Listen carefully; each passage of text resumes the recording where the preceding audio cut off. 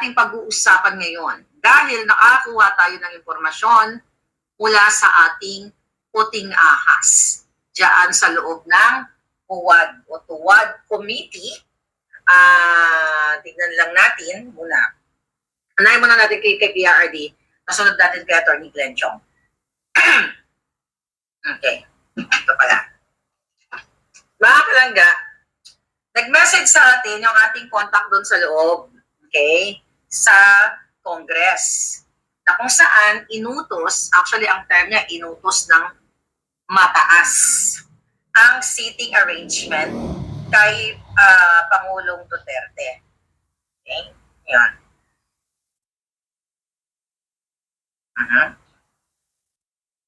Okay. Ngayon mga kababayan, ang sabi dito, okay, Miss Maharlika, ito, Miss Maharlika, talaga pong pinlano nila yung seating arrangement. Dahil yun po ang utos ng nasa itaas. Alam nyo na kung sino yun. Yun ang sabi sa akin. Wala nang iba kundi ang mga bangag. Kaya po sila sinadya yun para i-trigger talaga ni Trillanes ang Pangulong Duterte at para magmukhang bayolente ang Pangulo. Di ba pareho-pareho tayo lahat ng assessment? Okay? So bago pa lang po talaga mag-start etong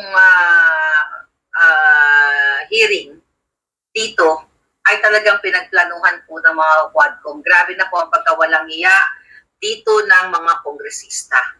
Wala po kaming magawa. Dahil pag nalaman nila na kami mismo ay nag-oppose o anong sabi niya? Nag-oppose sa mga kagustuhan nila, pag-iinitan po kami, baka tanggalin o gurgurin po kami. Grabe, dapat po talaga si PRRD ay nasa dulo ng row. Yun po dapat talaga yung usapan ng mga matitino doon. Okay, doon, sabi niya.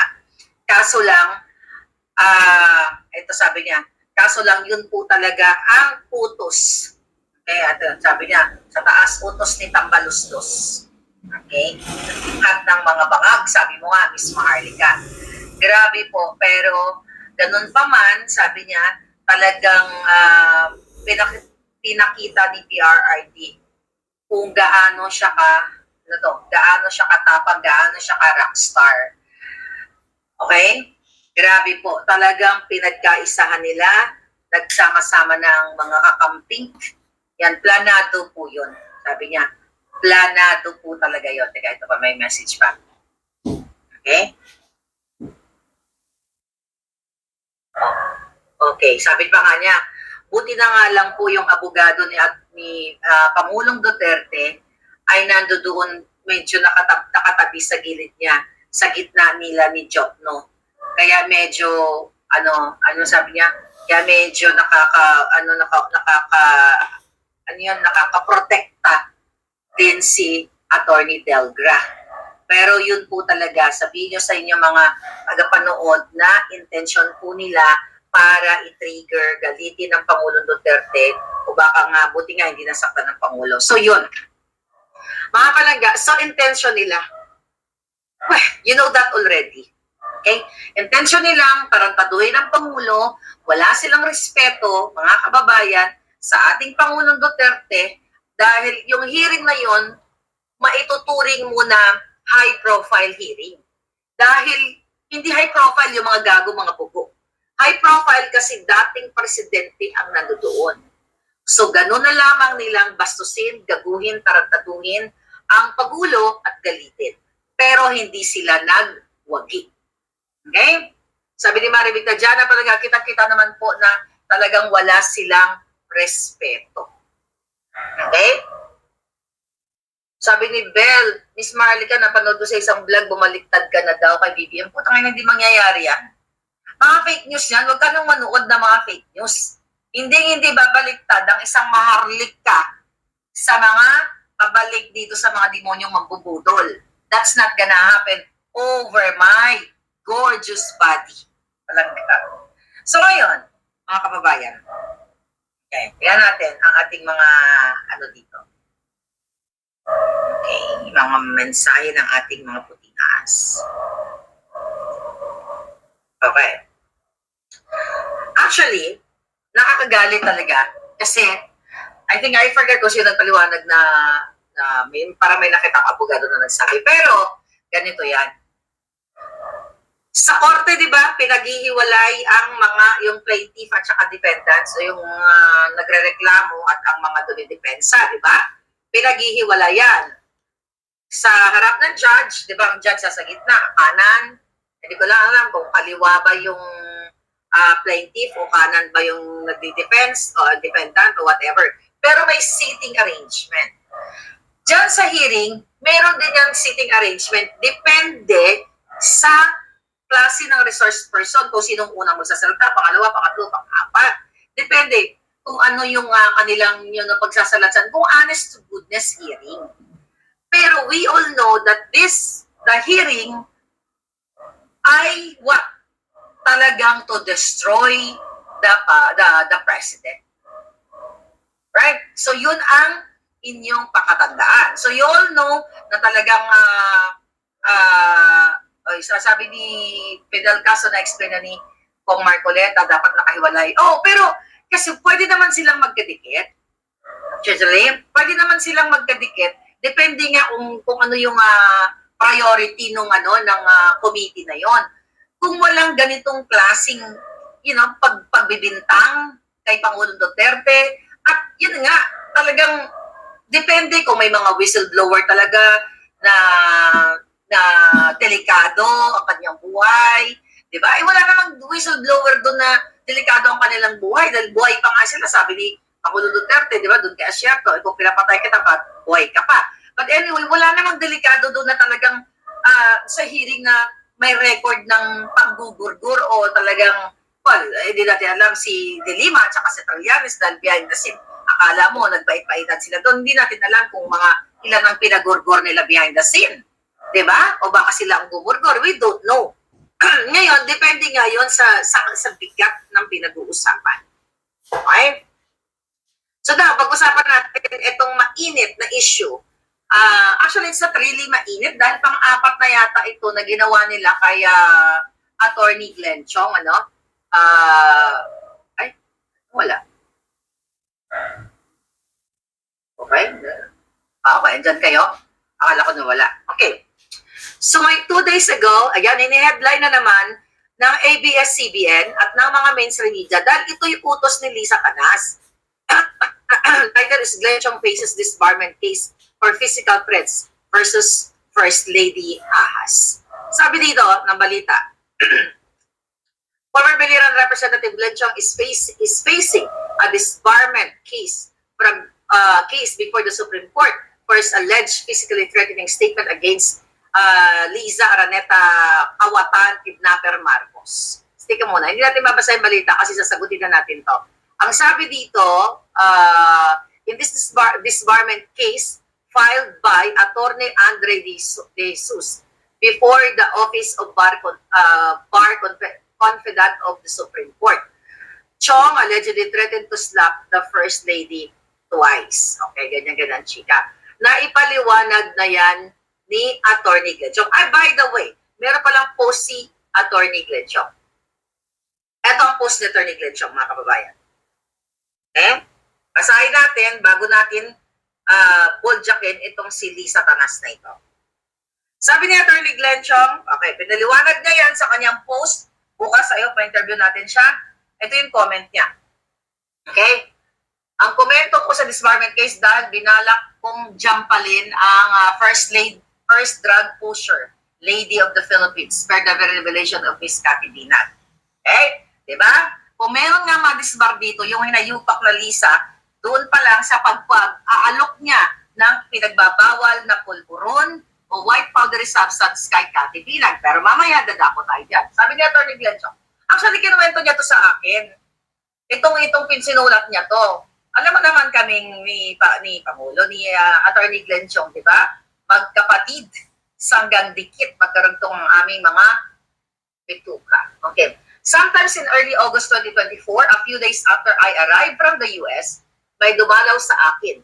Isa siya sa tatlong tao lamang na pwedeng dumalaw sa akin sa bahay anytime. So alam ko tong kwentong ito. I know that the person's heart is for the Marcoses. Although magkaaway na kami nila Marcos couple dahil mga traidor ang mga bangag na ito, we understood each other's position and I remained a friend to this person. Tawagin na lang natin siyang mediator. Alam ko to dahil sinabi ni Attorney Glenn Chong sa akin to. Bago siya magdesisyon, kasi dapat makikipagkita siya dito. Kumbaga nag-ano siya sa akin, humingi siya ng, kinuwento lang niya. Sabi gano'n sa akin, Ate Claire, ano ba ang gagawin natin dito? Ang sabi ko agad sa kanya, sige, kitain mo para malaman natin kung ano yung, anong kaletsya ni Satanas. Tapos syempre, ang sabi ko nga, laruin mo lang at sasabihin natin kay PRRD o sa grupo ng Maisog during the time. Diba? So, ganun talaga ang usapan namin. Dahil sabi ko, wag ka magtitiwala sa mga demonyo. Diba? Minsan na tayong ginagawa ang taong bayan, never ever ka magtiwala dyan. O, sabi na Attorney Glenchong, sabi na mediator sa akin, referring to the Marcos couple, sabi niya, they are going to crush the Dutertes. Diba? Nabanggit ka sa mga vlog ko, atin nabanggit na rin na Attorney Glenn yan. You better get out of the pack. Okay? Naintindihan nila kung bakit ganyan, okay, towards them, ito yung words na binigkas niya. Okay. Initially, pumayag ako makipagkita sa emisary nila, pinsan ni Lisa. So, alam ko yan, pinsan yan. Ayoko na lang pangalanan, hindi mo pinangalan ni Attorney Glenn, pero kilala ko dahil sinabi sa akin. Isang room sa Westin Manila, Ortigas, gusto kong malaman how, sabi ni Attorney Glenn, kaya gusto niya ngayon pagkita, gusto niyang malaman, di ba? How they will crush the Duterte so I can report it to the former president. Kaya nga sabi ko, sige, go, nang malaman natin kung anong plano ng mga hinayupak na yan. O, sabi ni Attorney Glenn, why should I remain loyal to a couple of drug-crazed traitors? Sila ang unang nagtraidor sa akin by selling me to Smartmatic kapalit ng pagmamanipula ng eleksyon pabor kay Marcos Jr. at anak niya. Kung matatandaan ninyo, 2023 pa lang, meron ng sulat si Attorney Glenn Chong, I think sa Congress, at mayroon siyang affidavit, di ba? Sworn statement, na patungkol dito sa pagdadaraya sa Smartmatic. Kung matino itong mga buwaka ng inang nasa Congress, mga tuwad-tuwad, huwad committee na yan, dapat nagkaroon ng inquiry patungkol dito sa revelasyon ni Glenn Chong. Sana si Amy Matos ay nagkaroon din ng inquiry dyan sa Senate dahil siya ang chairman ng Committee on Electoral Reforms. So wala, okay. Alam nyo na yan, teka muna. Ito, sabi ng Attorney Glenn. However, something happened before the meeting took place. I was fuming mad when I called the mediator and flatly told him, let them crush me with the Dutertes. I will stay with the pack. We have nothing more to talk about. Actually, alam ko din yung sinabi ni Attorney Glenn Chong na something happened before, pero I will let him talk about that kapag na-interview na natin siya. Sabi ni Attorney Glenn, after this event, I relayed the matter to the former president through a friend to put him on firm notice. Fast forward to these days, about 4 months later, we have seen naked attempts to crush VP Sara Duterte and former President Duterte by the minions of the Marcos couple in their bid to eliminate all opposition to their malevolent designs to cling to power beyond 2028. Diba? November pa lang, 2023, nagsasalta na ating puting as, nagdadadakdak na ako tungkol sa pag-crush nila sa Duterte at lahat ng mga allies, right? Sabi ni Attorney Glenn, I am not surprised at this design to cling to power at any and all cost dahil noong nagprotesta pa lang si Marcos Jr. laban kay Leni Robredo, nagtangka si Lisa Marcos na manipulahin ang desisyon ng Korte Suprema sitting as Presidential Electoral Tribunal upang ipanalo si Marcos Jr. sa protesta. Hindi to bates, this is my own personal knowledge. Alam ko rin yan dahil may ginawa si Lisa yan. I think meron pang inuhold na pala si Attorney Glenn Chong para i-counter yan sa hayop na Lisa na yan sa disbarment at kung ano pang mga case. Mamaya, pag-uusapan natin kung ano ang mga kaso na pwedeng ibato sa kay Lisa Canas na siya dapat ang ma-disbar. At hindi na siya dapat ma-disbar, kundi kung meron pag mapatunayan lahat, malitis siya, dapat magurgur siya at gawin siyang office ng korte. Yan ang dapat kay Lisa Canas. Sabi na Atty. Glenn Chong, ganyan si Liza Marcos, manipulative and desperate for power. She was then so close to snatching power by her act of sheer manipulation.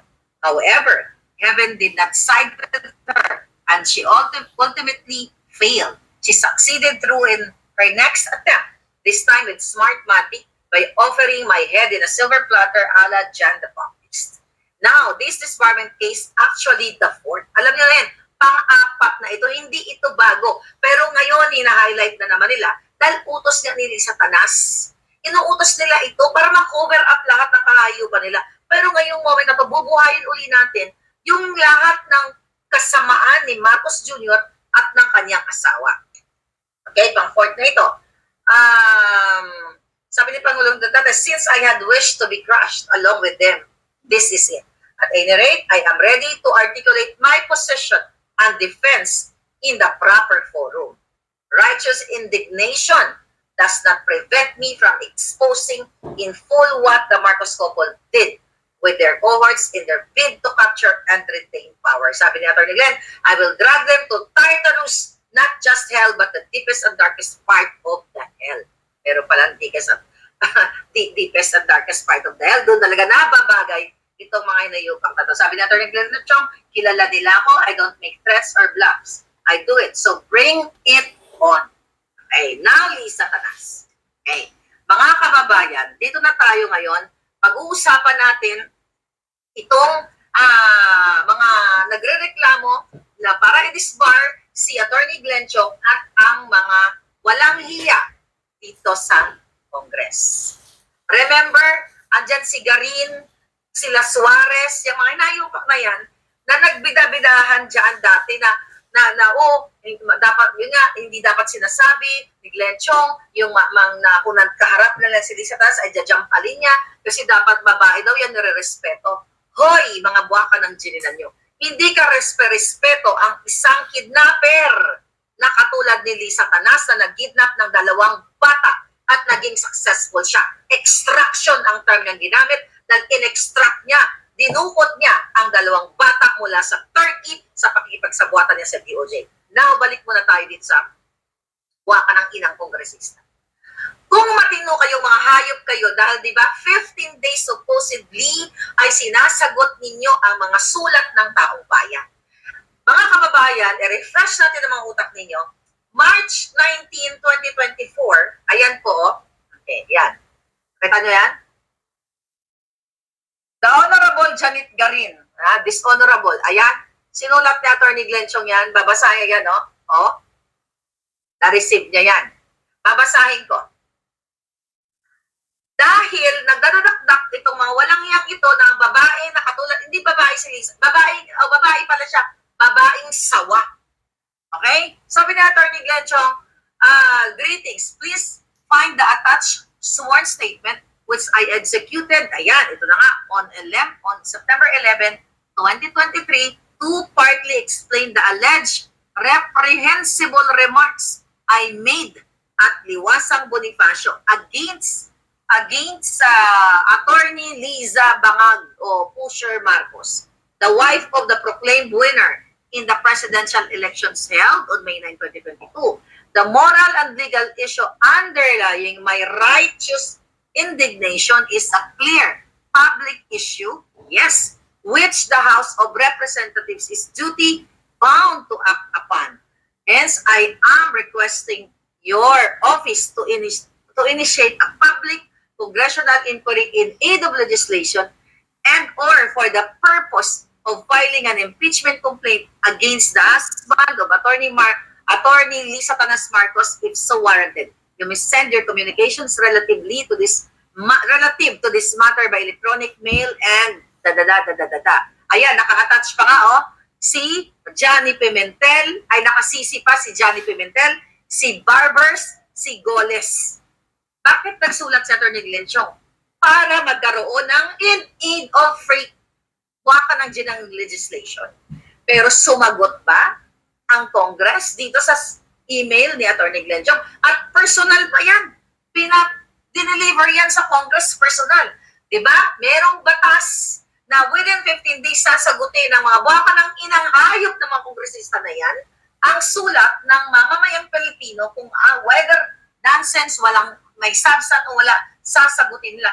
Never ever nilang sinagot kasi hawak sila lahat sa liig ni Lisa Tanas. Then now, may bagong disbarment at nakipagsabwatan ang mainstream media. Kung meron man madisbar dito, walang iba mga kababayan, kundi ang First Lady ninyong sangkot sa lahat ng mga illegal, sangkot ng lahat ng pagnanakaw dito sa ating bayan.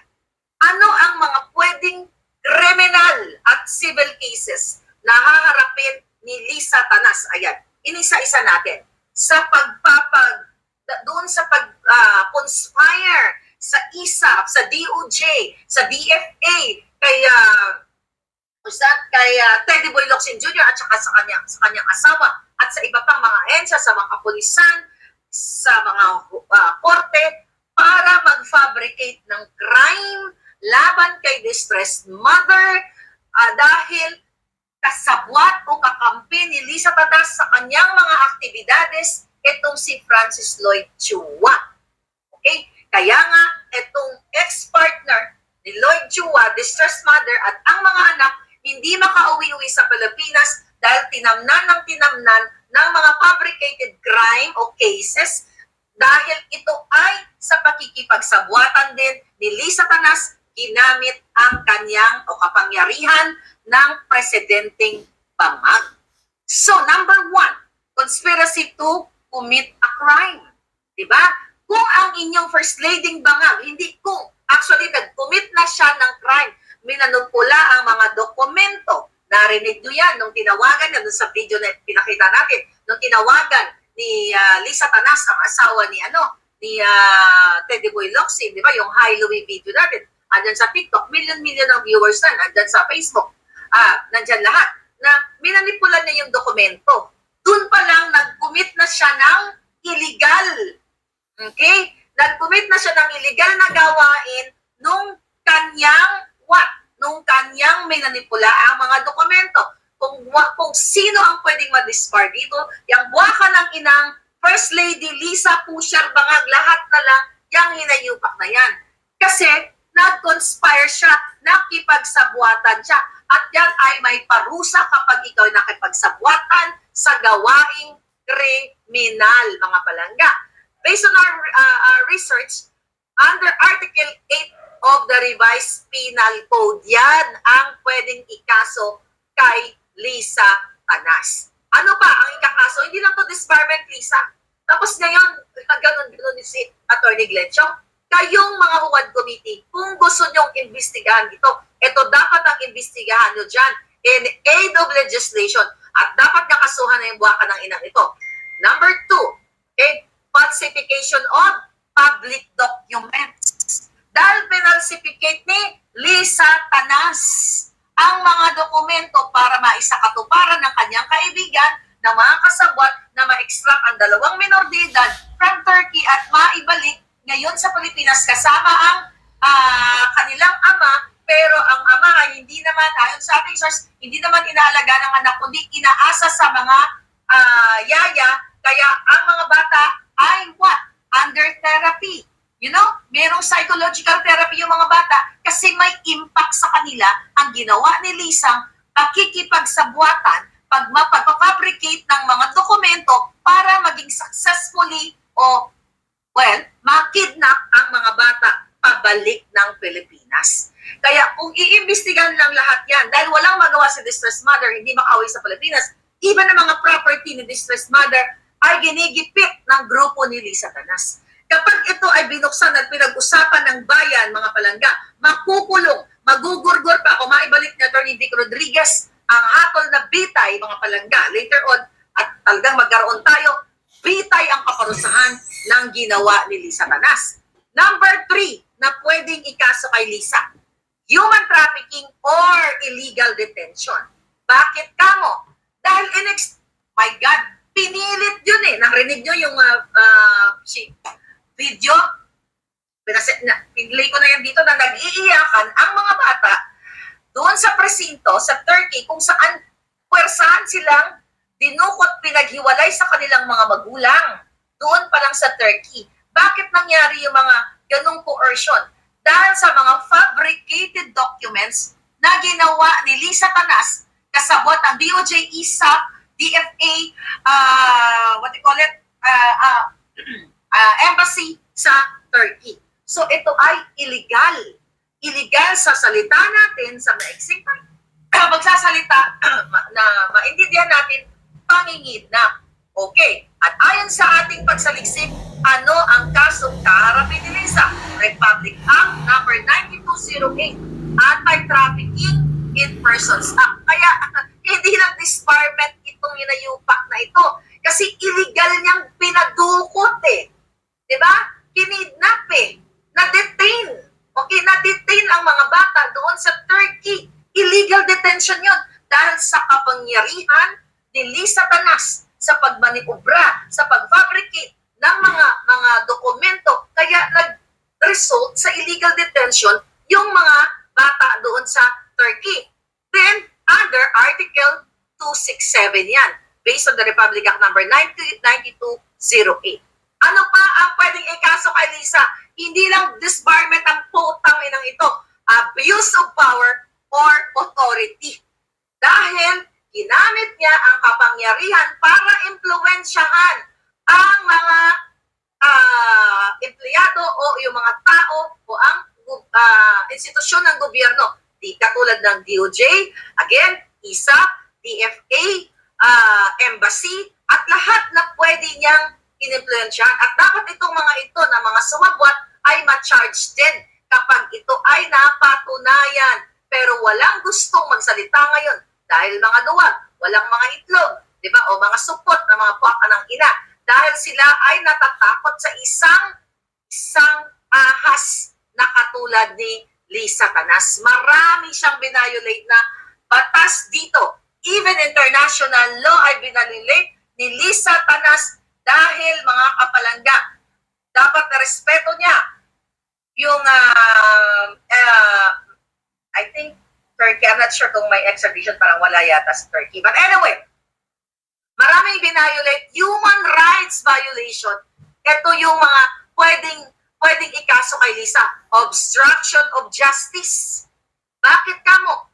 Sabi ko nga, minanipula niya yung mga ebidensya, mga dokumento, di ba? Kita-kita nyo naman na sinabi niya kay sa asawa ni Teddy Boy Locsin na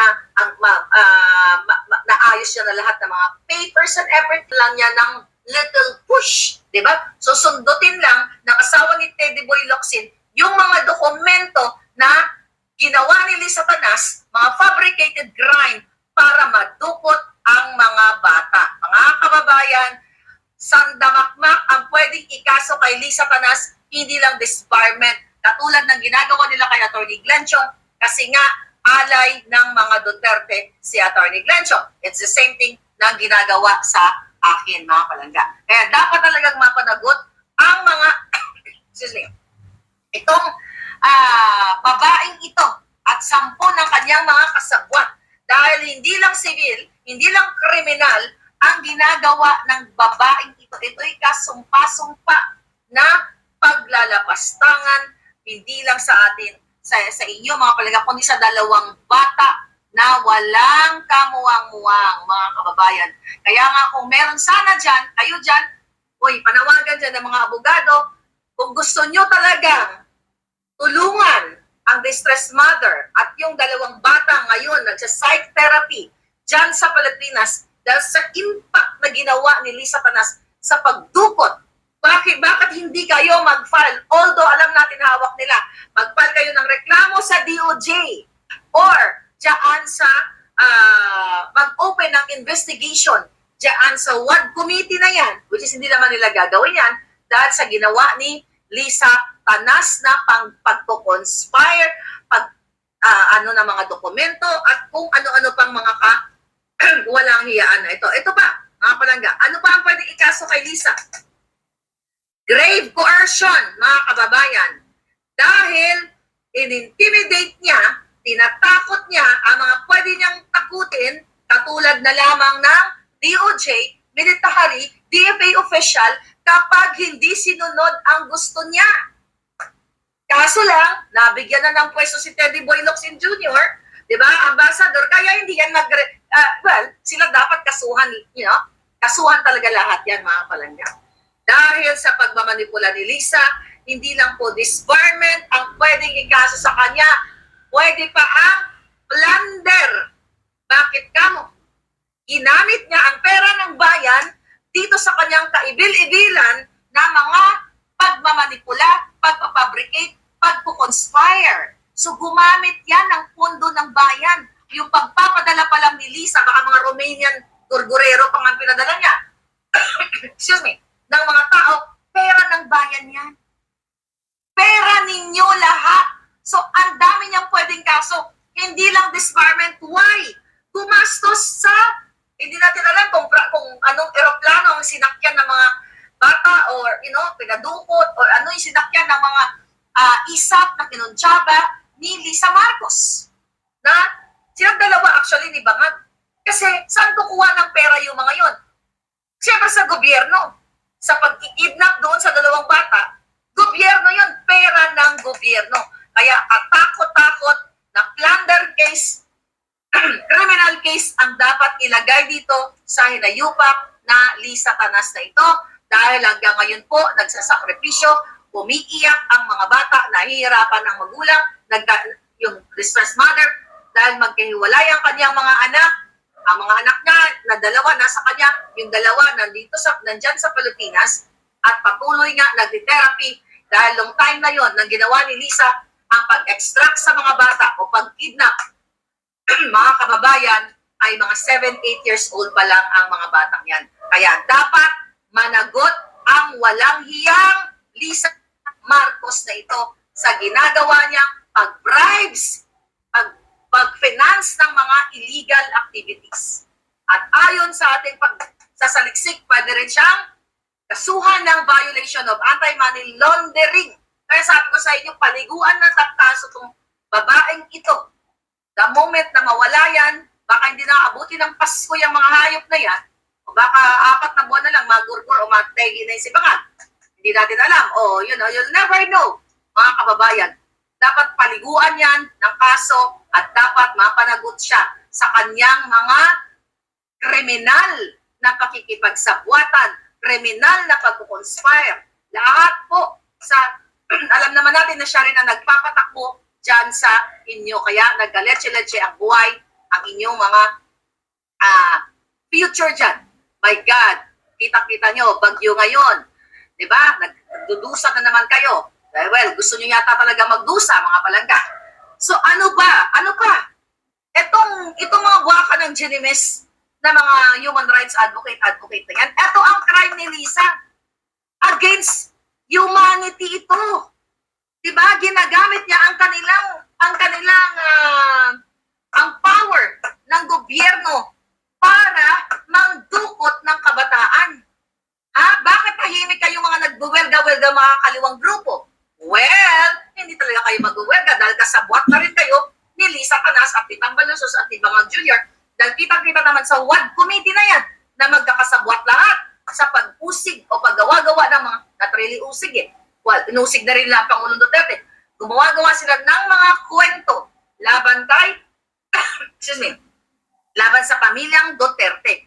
Kaya kayo mga matitino na mga abogado, bakit kahit nasabihin pang hawak nila ngayon ang lahat ng mga ahensya ng gobyerno, you people, mga lawyers na may pagmamahal sa mga kabataan, bakit pwede kayo mag-email? Andiyan ang email ko.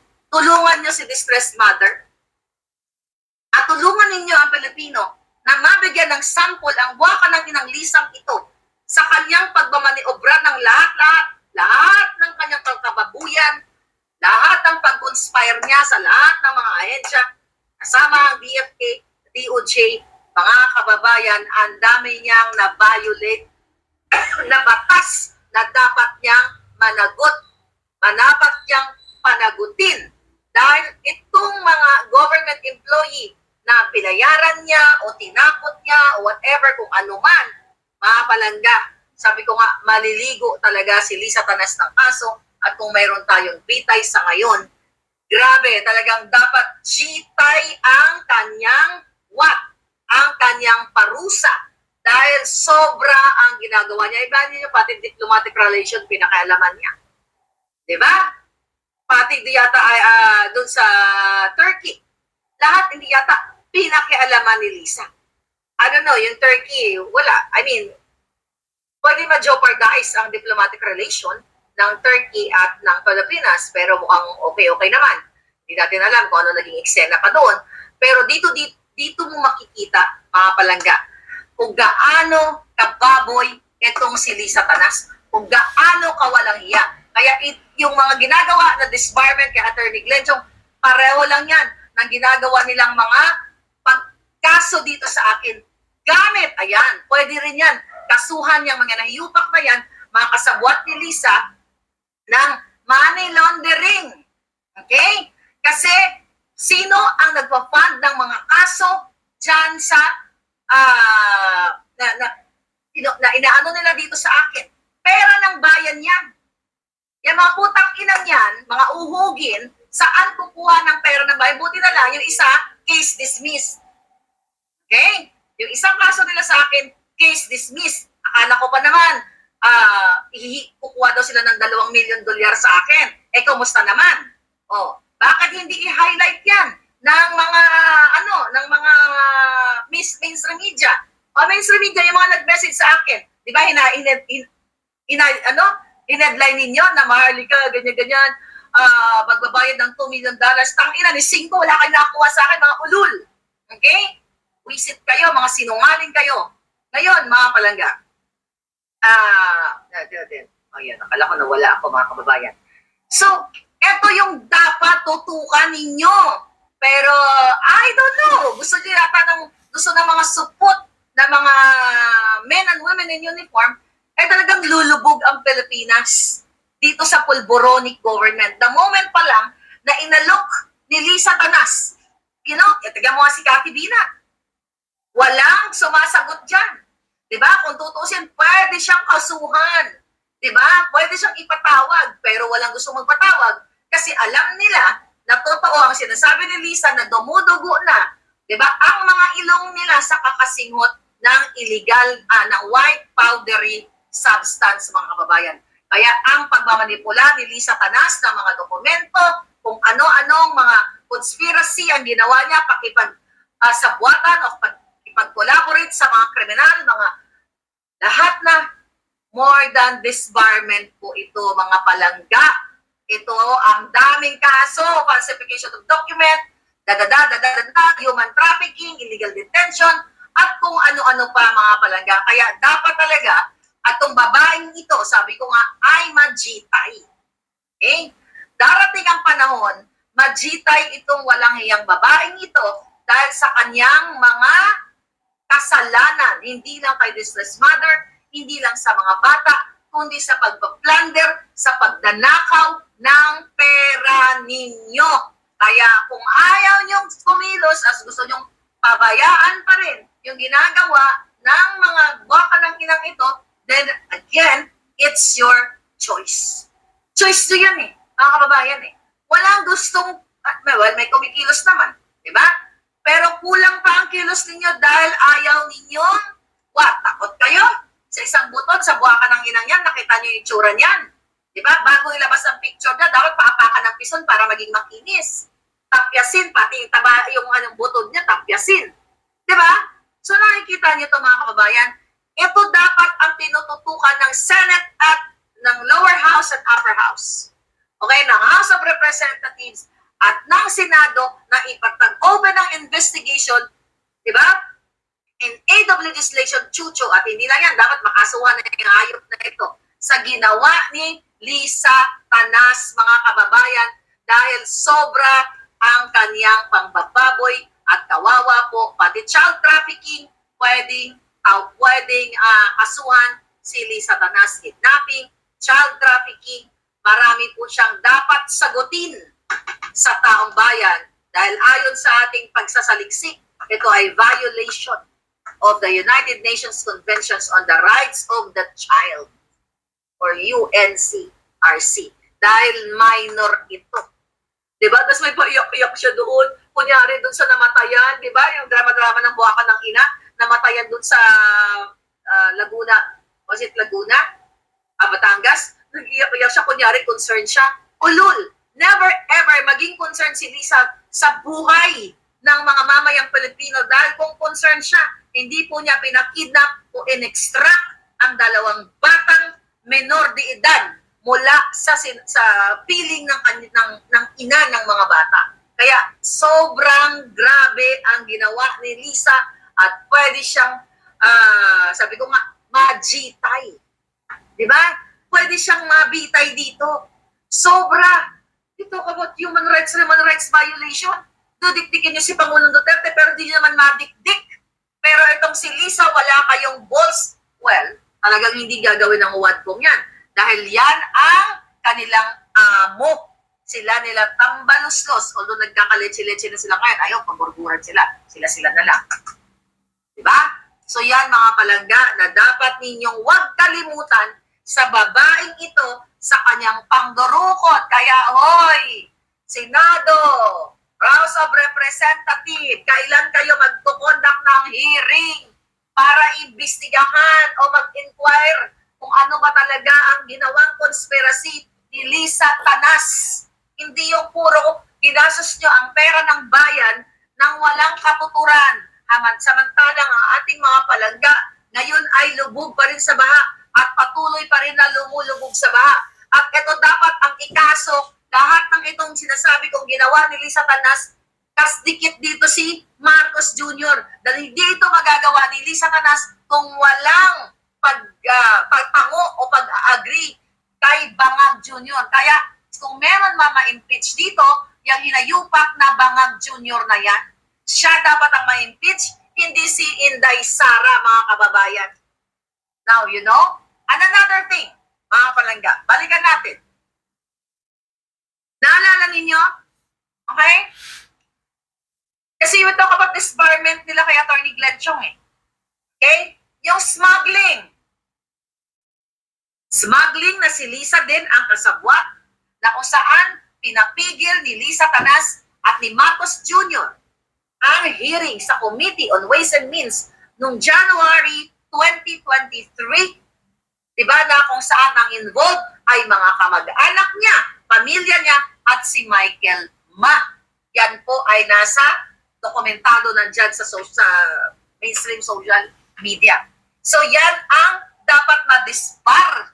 Kaso lang, alam ni Clarita Carlos, di ba? Ni-report niya, nung siya ay nasa Security Council, natakot, tatanggalin siya, nag-compante na lang si Clarita Carlos, binigyan na lang siya ng generous allowance ni Lisa at inilipat kay Tambaluslos para pahiin na lang ang bunganga ni Lola Clarita ninyo. Kaya nga sabi ko nga, walang pinagkatandaan, di ba? Kapalit ng generous allowance, ayun, sarado ang ipay at bibig.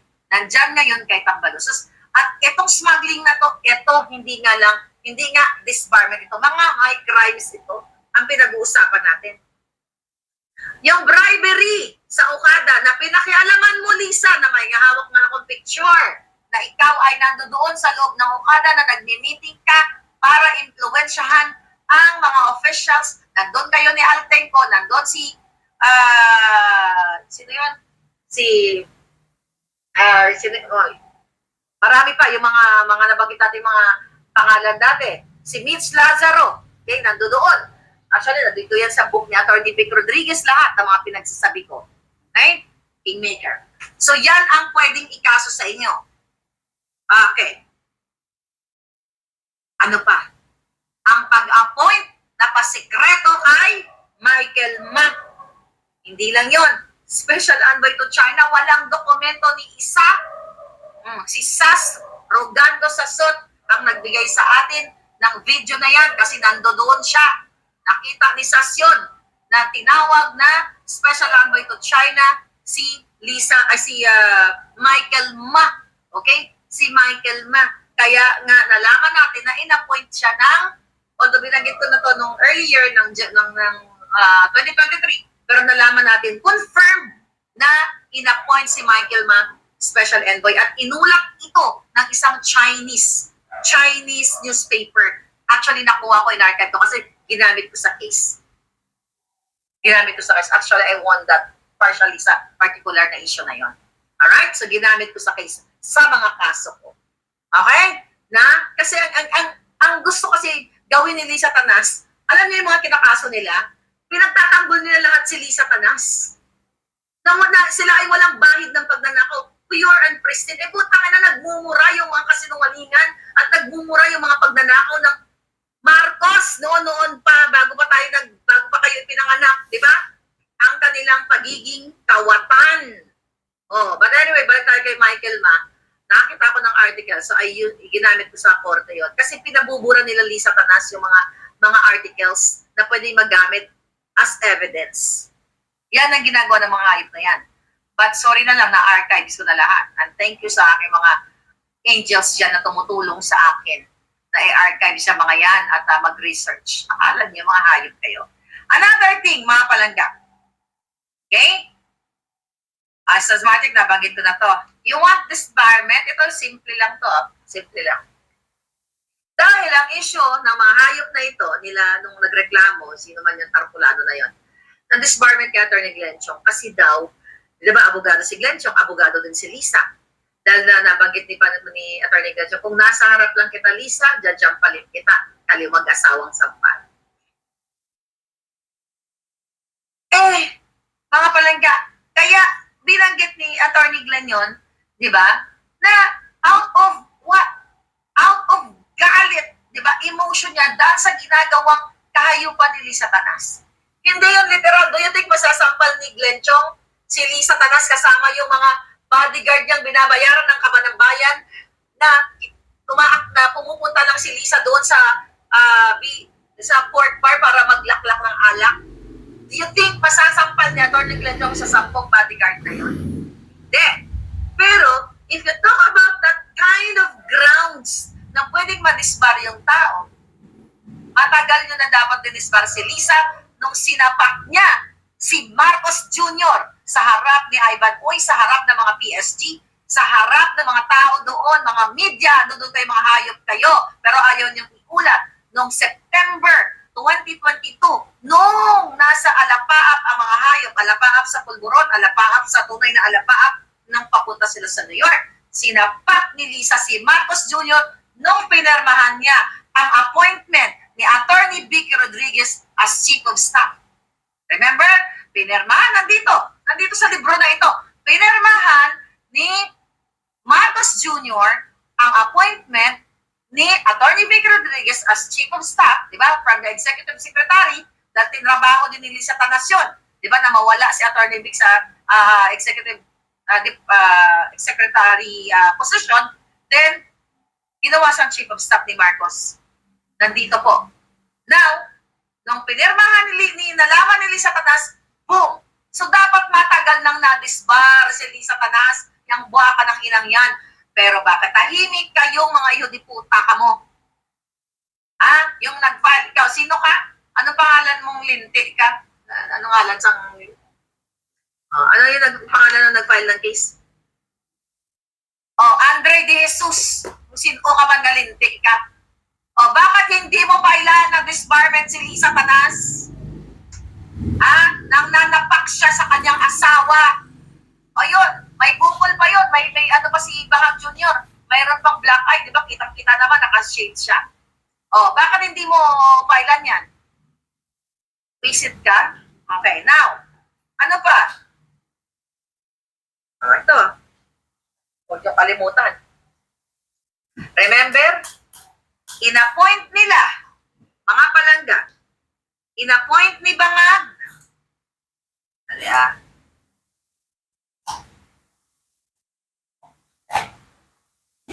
Tingnan natin baka mayroong nag-message sa atin na bonggang-bongga.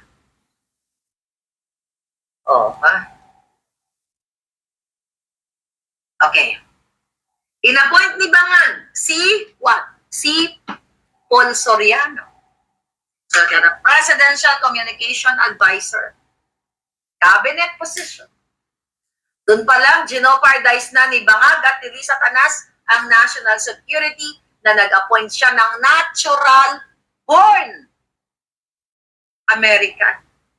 Natural-born. Dahil dito ipinanganak si Paul Soriano na jowa ni Tony Gonzaga. Dito siya pinanganak. At habang si Paul Soriano ay nagpapunction ng kanyang posisyon during the time, gumagamit siya ng US passport. Kayong mga matitino kayo, may matino ba natitira dyan? Pwede lahat yan tignan sa immigration na during Presidential Communication Advisor kay yang si Paul Soriano na godson na kamag-anak ni Lisa Tanas, pamangkin ni Lisa Tanas, isang Amerikano ipinanganak dito.